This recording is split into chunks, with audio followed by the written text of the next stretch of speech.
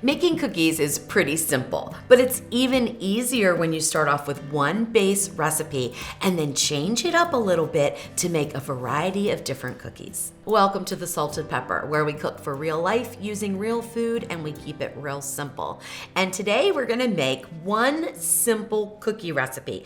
And when I say simple, it is very simple. And then we're gonna turn that cookie into different varieties so that you can fill your cookie tray for any kind of special occasion or holiday, or fill a nice box of different kinds of cookies with very minimal effort. All right, let's get to it. This is called a lace cookie. And if you're unfamiliar with what a lace cookie is, it's a cookie that is made with very few ingredients, as you can see here. We've got some oats, gluten-free flour, so this is a gluten-free recipe. We've got some butter, some sugar, some vanilla, and an egg. And what happens when you mix these ingredients together and then put them in small drops on a cookie tray, they spread out. And they spread out so thin, they're super, super crunchy, and they look a little bit like lace because of the oats and little holes inside. They are lovely just by themselves. So you're gonna love this recipe, even if you just stop by making the plain cookie. But we're not gonna do that today. We are going to make some of the plain cookies, but we're also gonna make several different varieties and show you how beautiful they are and how easy. All right. I'm using the bowl of a stand mixer to mix my cookie dough, but you could use a hand mixer. Really, this is so easy. You really could probably just do it by hand, but I like to get the creaming effect of the butter and the sugar, which is what we're gonna do first. So we're gonna dump in our butter here. That is a half of a cup of butter, 1 cup of sugar, and we're gonna go on low speed to cream those together. Once the butter starts to mix with the sugar, go ahead and go up on your speed a little bit. That's like medium high to get it creamed together nicely. All right, that looks good. All of the butter is incorporated with the sugar. Now we're gonna add in our egg. That is 1 large egg, half of a teaspoon of vanilla extract.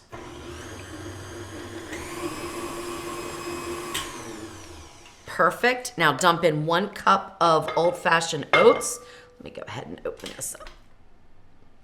The oats can be the quick cooking kind or old-fashioned rolled oats that take a little bit longer, which is what I'm using. Either one's gonna work fine in this recipe. Then I have 2 tablespoons of gluten-free baking flour. So it's a baking 1-to-1 ratio if you want to make them gluten-free. If you don't want to make them gluten-free, you can use all-purpose flour. It will work fine. I've done it both ways. I did prefer the gluten-free, honestly. I felt like they spread a little bit better, but either way will work. Either flour will work fine. 2 tablespoons. Mix that all together. We'll scrape down the sides and we're done making our cookie dough. So see how easy that is.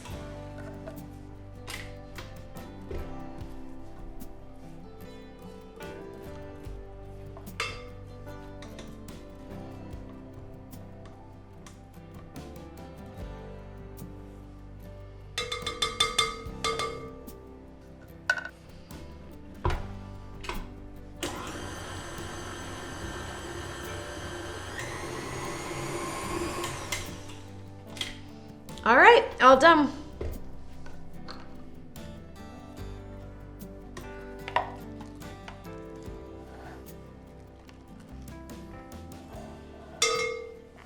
All right, I transferred the cookie dough into a measuring cup, and we have just under 2 cups here.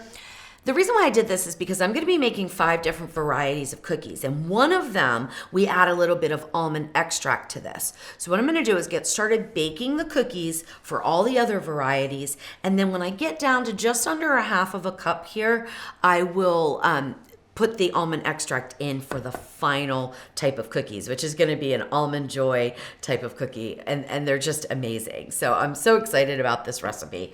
This is another recipe from my Aunt Kathy, and I had forgotten about them until I was talking with her on the phone the other day, and I was like, what were those cookies, that used to spread out, and they were really thin, and they were just so crunchy and delicious. She said, oh, those are lace cookies. I'm like, I need that recipe. I want to make those. And it's funny because we did a FaceTime, and I was doing the recipe with her, and she yelled at me because I was using parchment instead of foil. Not really yelled, but you know what I mean. She says, they're not going to spread on the parchment. You need to use foil. And I was thinking, well, let's try them out. I found the parchment works just fine. And honestly, you could use foil lined pans. That's fine too. I found the cookies released a little bit easier with the parchment, so it just made it overall easier. But either way, foil or parchment will work for this recipe. And you want to have pans, obviously, that will fit into your oven. I'm going to use these pans that go side by side. So it's like a full or a half sheet pan, really, in size. So to measure out the cookies, which this is going to surprise some people, and it really surprised me. I questioned my aunt's recipe because her recipe calls for a half of a teaspoon per cookie. That is not a lot of batter. I mean, that's a tiny amount. And I said, oh, are you sure? But I made them that way, and they work perfectly. They are about the size, maybe a little bit bigger than a $50. So they worked out beautifully. And obviously you'll get twice as much yield out of your cookie dough if you do them in a half teaspoon. And they're a really nice bite-sized cookie. However, I found visually a normal sized cookie looks a little bit better, I think, on a cookie tray. So I went up to 1 teaspoon and it works just the same. No temperature differences, no timing differences. So either way, or you could do a mixture, okay, which I've done in the past. I've done some small ones and some bigger ones. But I'm using a 1 teaspoon measuring spoon, and I'm not gonna fill it up quite all the way. So just sort of, I just grab a little bit like that. So it's a scant teaspoon. Then I use another smaller teaspoon measuring spoon. This one's a 1/4 teaspoon to help me push it out. I just find it to be easier. Once you put it onto your tray, you kind of want to just make sure it's in a little bit of a round thing. If there's some left, you can just stick that on, or you can not. It doesn't matter. You don't have to be particular about this. They will turn out to be about the same size, so it's going to be fine. Now, this tray is only going to hold maybe 5 cookies, okay? Because they spread quite a bit. So make sure you're leaving several inches around each cookie ball, okay, at this point.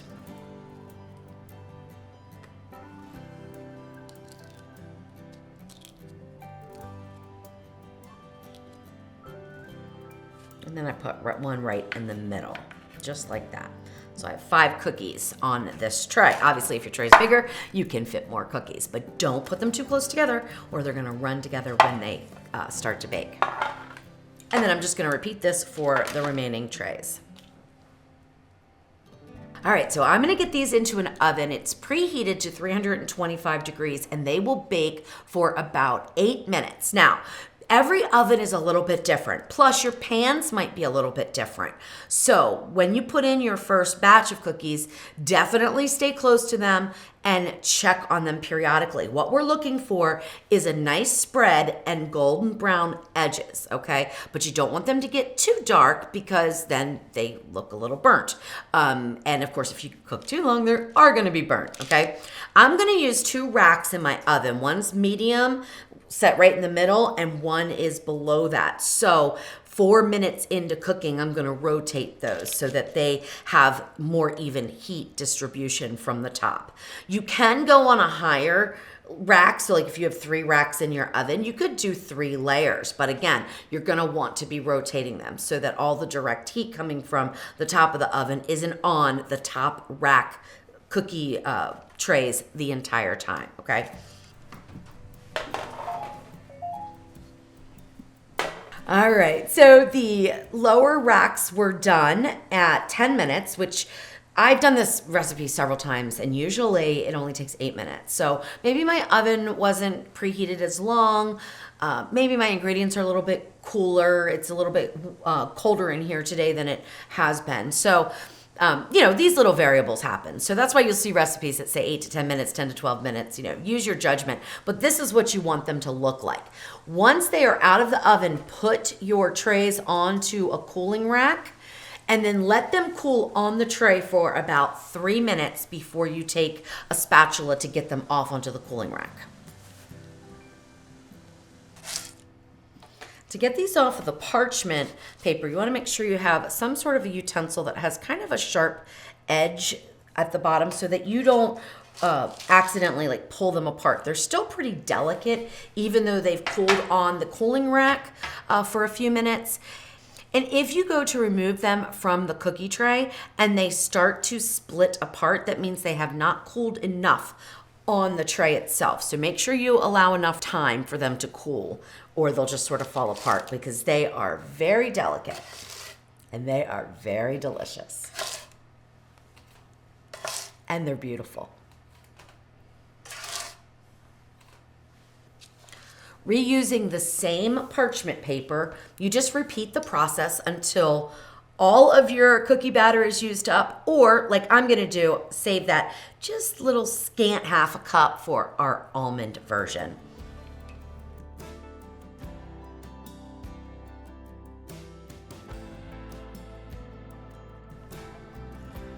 All right, so these cookies, that's why they are called lace cookies. I'm showing you the back side, hopefully that you can see the shininess on the back and the holes that go through the cookie. This is the front part. They are absolutely beautiful, and the hardest thing about this recipe is not eating them as you go. So with the last little bit of batter, and how I judged this was just, I'm gonna make 6 different types of cookies, and I wanted to have 6 cookies of each kind. So after I had that for the other types of cookies, now I'm gonna make 6 of the Almond Joy cookies. So I was left with about 1/4 cup of batter or so. All right, now let's put in our almond extract into our cookies. Now you could do this for the whole batch. If you wanted almond lace cookies, you could do this for the whole batch. You would put in probably about 2 teaspoons or so of the almond extract to get a really, really good flavor. Now, this might surprise you, but I'm gonna put in about 3/4 of a teaspoon, even though I only have this small amount of cookie batter, because I really want it to be a super almond flavor. But you could start out with 1/4, you could start out with 1/2, whatever you want to do is fine. And then mix that up really well. Oh my gosh, the smell is just amazing. And then we'll do the same thing for this batter that we did with the rest of the cookies. We will bake them on the cookie sheets for about 8 to 10 minutes, or until they're golden brown on the edges. Let them cool, and then we will be ready to make up all our different variation of cookies. The first variation of the lace cookies I'm gonna make is to fill them with a little bit of dark chocolate. This is gonna remind you of the Pepperidge Farm Brussels cookie. The next version is gonna be caramel filled. This will remind you of a stroopwafel, and oh my gosh, are they good. I'm using my homemade caramel recipe, which these are not dipped in chocolate, so they're just the soft caramel. I'm gonna melt them in a little saucepan and then fill them, just like I did with the chocolate ones. The next version is a hazelnut with caramel and chocolate that will remind you of a toffee candy. The Almond Joy lace cookie is probably one of my favorites. This Almond Joy mixture is made from shredded coconut, a little bit of coconut cream, not the milk, but the cream. So if you have a can of coconut milk, you want to put it into the refrigerator so the cream solidifies, because that's very important. A little bit of powdered sugar and a little bit of butter. And then I boost the coconut flavor with a little bit of coconut flavoring, artificial coconut flavoring. That's optional, you don't need to do that. I don't toast the coconut because it would give a different look to the cookie, but you absolutely could. And you definitely can go onto my website, thesaltedpepper.com, look for the lace cookie recipe, and I will have this in the post, the exact amounts. All right, so to assemble your Almond Joy cookies, you want to take 1 cookie base, turn it over so your flat side is up. You want to put your coconut mixture on like a good tablespoon, really. Put that on right there, and it's like a little sticky, but it's not real wet, but it's gonna hold the cookie together. And I like to get it to where you can actually see it on the outside. So kind of maybe about 1/4 of an inch thick, but that's totally up to you. Then you wanna put your cookie on top.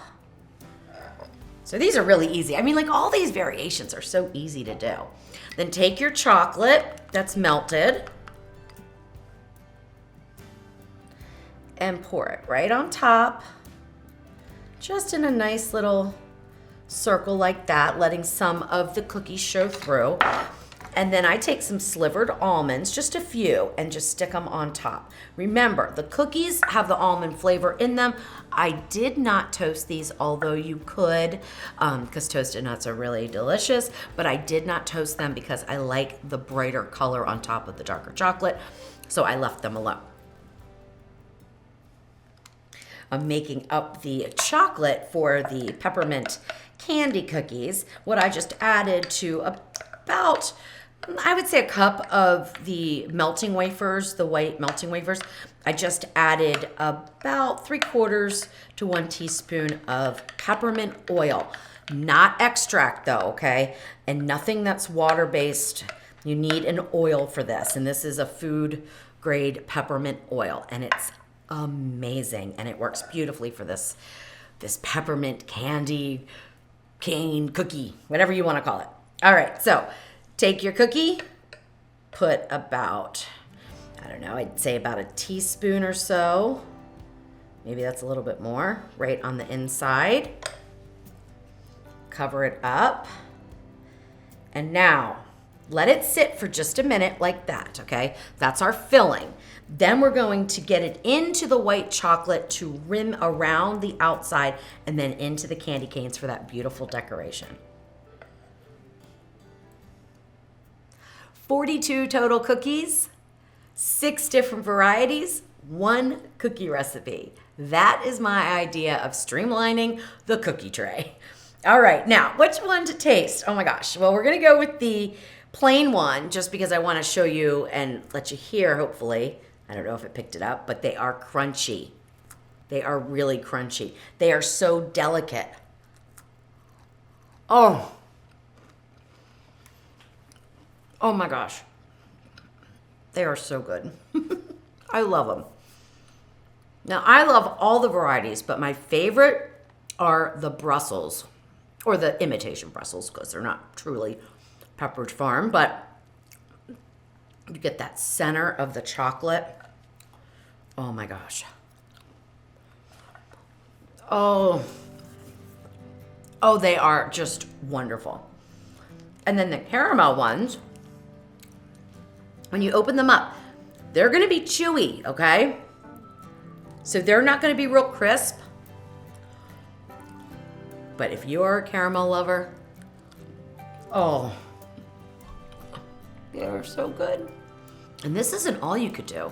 I mean, the sky's the limit. You could make any kind of variation that you can dream up. So think about your favorite candy bar, or think about your favorite cookie, and then put those elements into this one. I was thinking about like lace snickerdoodles by adding a little bit of cinnamon sugar to the batter. Oh my gosh, they would be amazing. Enjoy.